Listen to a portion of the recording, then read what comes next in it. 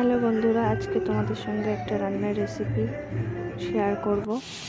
আমি প্রথমে লাউ শাকগুলোকে কেটে নিয়েছি। এরপর মুগ ডাল ভেজানোটাকে লঙ্কা আর এক টুকরো আদা দিয়ে বেটে নিয়েছি। এর মধ্যে লবণ আর হলুদ দিয়ে মেখে নিলাম। এরপর কড়াইতে সর্ষের তেল গরম করে এই মুগ ডাল বাটাটাকে ভেজে নিলাম। এই মুগ ডাল বাটাটা পকোড়া করেও খাওয়া যায়, খুব ভালো লাগে। এরপর এগুলোকে তুলে নেব।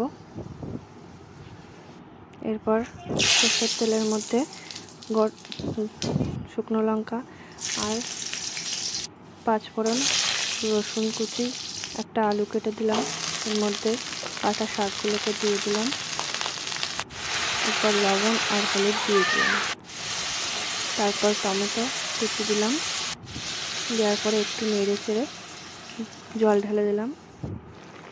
এরপর জলটা ফুটে উঠলে এর মধ্যে বড়াগুলোকে দিয়ে ঢেকে দিলাম। এরপর ঢাকনাটা তুলে এর মধ্যে অল্প একটু চিনি যোগ করে জলটা একটু শুকনো শুকনো মতন হয়ে আসলে এটাকে গরম গরম নামিয়ে নিলাম। কেমন লাগলো বন্ধুরা, কমেন্ট করে জানিও।